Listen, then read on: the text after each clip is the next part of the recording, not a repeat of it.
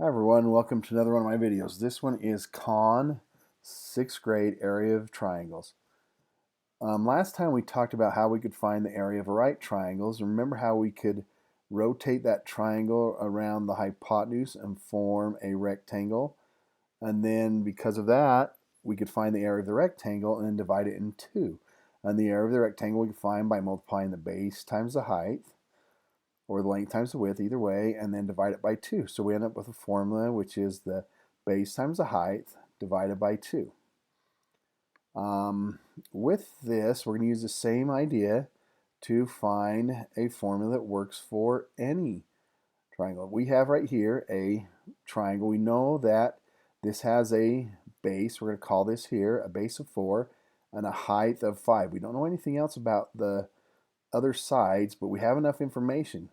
Now we could take this triangle here and rotate it about the midpoint of this side right here. And in this case, we don't get a rectangle, but we get a parallelogram. And we've already found out how to find the area of a parallelogram. We know the area of a parallelogram is the base times the height.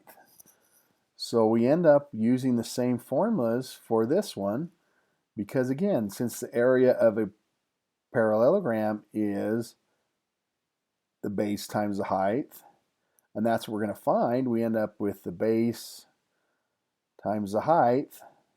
We only want one of those triangles, and since this is made up of two of them, we divide it by 2. And remember, this formula can also be written like this. Area 1/2 base times the height. Now, if I'm dealing with whole numbers, I like to use this one. If I'm dealing with fractions, this one usually becomes the easiest one to work with. But right now, most of these ones we're dealing with today, you'll want to use this formula, just usually the easiest one to work with. So let's go ahead. So we end up with this one. So we have our base is 4, our height is 5. So we end up with 4 times 5. And then we divide that by 2. So 4 times 5, we end up with 20 divided by 2. So our area of this triangle is 10. So the area of our original triangle is 10. Remember, we're forming parallelograms. That's why this formula works, because by putting two of those triangles together, we get a parallelogram, and the way we find the area of a parallelogram is base times the height. And then when we divide that by 2, we end up with the area of one of the triangles. And that's what we want to know, is the area of one of the triangles. So that's why this works, and that's how we can find it. So this is the same formula as the right triangles that we used before. So let's go ahead and try one more example here with this one. Now I want to try this one because this one, notice they give us more than one side. They give us this side also.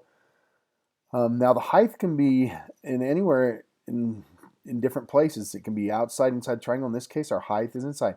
The height always needs to be at a right angle to one of the sides. In this case, it actually meets the other side. In that first example here, it doesn't even meet the other side. If we extended this line out, it would be perpendicular to this other side here.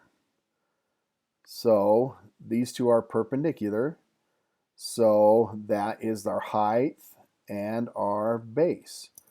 So we just use those to find our area. So we use our formula. So our area is equal to the base times the height. So we end up with 12 times 4. And then we're going to divide that by 2. So 12 times 4 equals 48. And then that's divided by 2. So we divide that by 2, and that would give us 24. So that would be our area for this one. And now when you put these in con, realize when you put these in, you don't need to put the units or anything in. You just put in 24, and that's all you would have to do because it already gives you units. And we're talking about volume, so it is square units. But you don't have to enter the units in there because it already has them on the outside. So you just put the number in there. Good luck with these. Let me know if you have any questions.